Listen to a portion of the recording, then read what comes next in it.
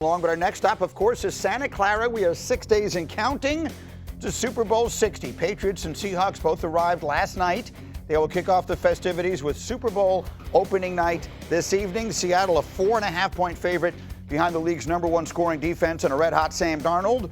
New England, meanwhile, back in the big game for the first time post-Tom Brady with a new 23-year-old quarterback in Drake Maye. Maye, actually the second youngest quarterback, will be on Sunday, to start a Super Bowl.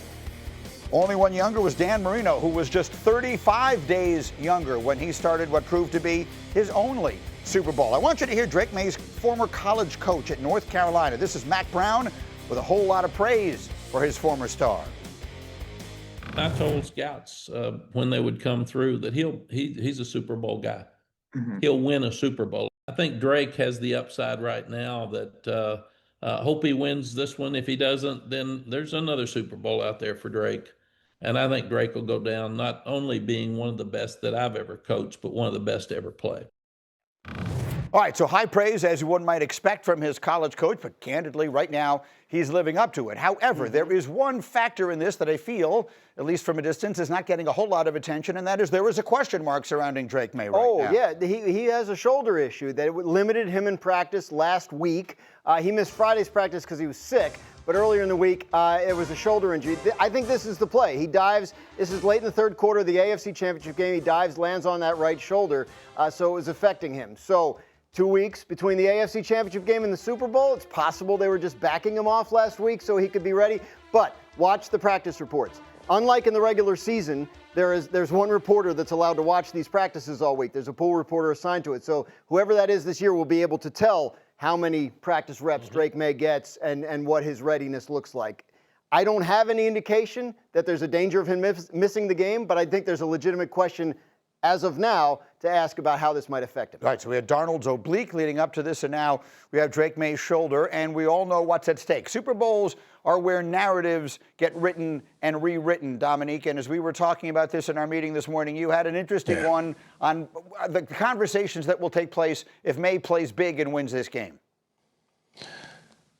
Yeah, I think we have to appreciate how big this game is and how outsized our reaction will be to this game. If Drake Maye plays incredibly well in this game and wins the Super Bowl, I think he leaves the conversation of this group of young quarterbacks that he was drafted in, and he then enters the conversation of Josh Allen and Patrick Mahomes and Lamar Jackson. I get that he doesn't have the same track record, but I think we have to understand that having an MVP caliber season followed by a Super Bowl MVP caliber game, I think there's nothing else, there's no other reason to compare him to Jaden Daniels and to Caleb Williams at that point. He then starts fighting for like the top 5 spot, whether it's fair or not. I think given what he's accomplished and if he can do it in that big game, that's the type of neighborhood Drake Maye will be in as far as our conversations go. What do you think of that, D. Wood?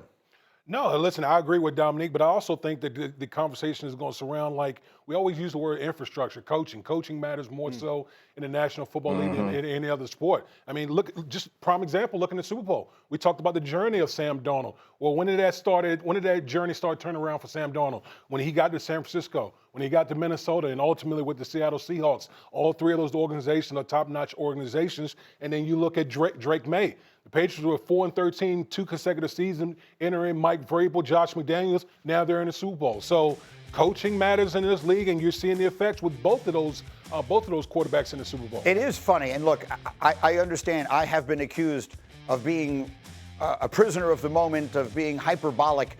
But, I mean, a year ago, we were having this conversation about Jaden Daniels. Right. Yep. I mean, literally this exact same conversation. Yeah. If you were picking the top 5 quarterbacks in the NFL right now, wouldn't he be 5th? And now here we are a year later because Drake Maye has gone a step even farther than he did. And now we're having that conversation. I guess that's just the world we live in. Right. The lesson there is about how much importance we put on this one game and playoff success, right? And it's such a small, but that, unfortunately or fortunately, that's how quarterbacks sort of get stamped. Yeah. And I think if Drake Maye wins this Super Bowl, Patrick Mahomes won MVP and the Super Bowl in his second season, right? Lamar Jackson was MVP in his second season.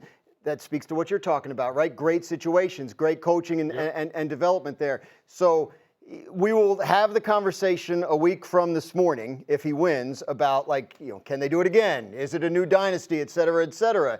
Last year's Commanders, as you point out, are a good example of why we need to. Here's another good example of it, Dominique. Here's another good example. Every other year, Jalen Hurts is one of the best quarterbacks in the NFL. And then on the other years, he's the problem, right? So that's when he goes to the Super Bowl and outplays Patrick Mahomes, he's a top 5 quarterback in the league. And then the following year, he's not good, and the conversation is, well, he's the reason, he's what's holding back the Eagles' offense. I get it. The whole world has now gone in this direction.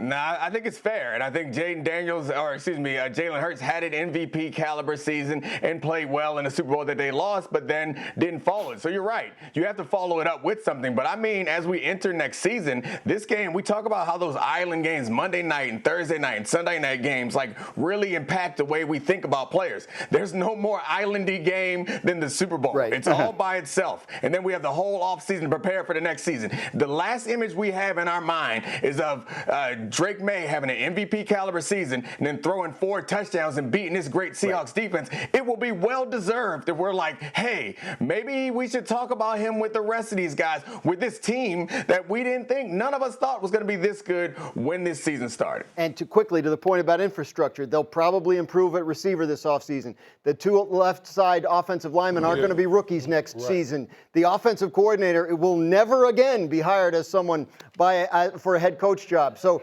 he's in pretty good shape there, I think, if you're Drake Maye looking ahead. All right, coming up, we have much more from football. Am I wrong? They made a pretty famous trade, right? Herschel Walker. Now, on Friday afternoon, the Vikings have fired their general manager, Kwesi Adolfo-Mensah, just 7 months after signing what the Vikings called a multi-year contract extension.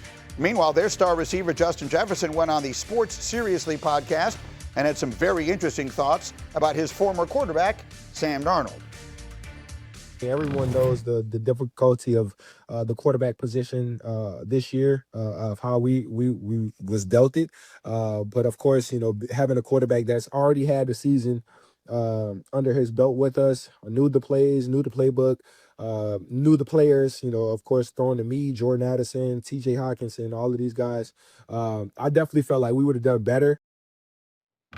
So that seems like it's putting it fairly lightly and nicely, and it does beg the question, not would the Vikings have been better this year? Obviously, I think it's reasonable to say they obviously would have been better. Would they have been Super Bowl level better? I guess that's something that we will never know. Right. The question is, what should we be expecting the fallout from it to be? The general manager has been fired. Should we be expecting a significant quarterback move being made there? Should we be expecting Justin Jefferson to have thoughts about his future there? I don't know that Justin Jefferson, Minnesota's been pretty good to him. And remember, he did stand up and support J.J. McCarthy multiple times throughout the season. So this is just an honest assessment of what happened and what might have been. I do think the Vikings, and again, they will be hiring a general manager, so that will be somebody who has a lot to say in what happens. I think at the very least, they bring in competition for J.J. McCarthy.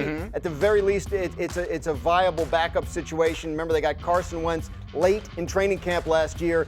He started some games, but then he got hurt, and there was nothing else behind him. So I think if you're the Vikings, one of your offseason priorities is to fortify that position. And I think that includes bringing in someone who can at least push J.J. McCarthy in an offseason competition. What do you think, D. Wood?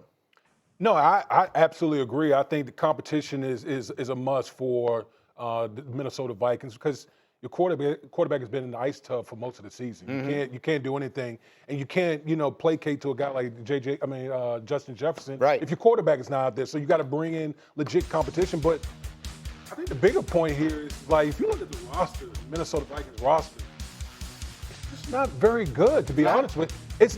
It's not very good. I mean, they've had injuries along the way. Ran through all these good offensive players they seem to have, right? Yeah, but the offensive line, some of the moves that they made, like offensive line, did not work out. TJ Hawkinson has been injured, and he hasn't been as productive when they traded him from made a trade from Detroit to Minnesota. Right. So when you add all these things up, and obviously the centerpiece of it is the guy you moved up in the draft for hasn't really worked out yet. So they got to get this thing turned around personnel-wise and from the quarterback position. So, Dominique Foxworth, we could put 2 different conversations that we've had this morning together, and I could ask you the question, should the Vikings be actively interested in Kyler Murray if that becomes a reasonable option this offseason? Would that be the right kind of competition for J.J. McCarthy?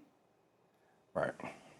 Yeah, I think we're being kind by saying competition. Like, I suspect that they're going to bring someone in that they want to start with, because they believe, no matter what we say, they believe that they're a quarterback away. They were the right quarterback away last year, and they felt like that was not going to be Sam Darnold. They thought maybe it'd be J.J. McCarthy. So yes, I think they'll be very aggressive. They'll be one of the teams looking at Malik Willis, who is probably the only attractive free agent quarterback. I'd be surprised if they don't call and inquire about Mac Jones for a trade from the 49ers. But yeah, if there's any good quarterback that's on the market, I think this team, given that they're losing their general manager, my guess is that KOC, the head coach, takes over more power and has more influence. The guy who is charged with directing that offense and coaching that quarterback, yeah, they're going to be aggressive, chasing someone that they believe can start, because there's nothing from last season that gave me confidence that KOC believes that J.J. McCarthy can be their guy. Right. And it is a good reminder to people like me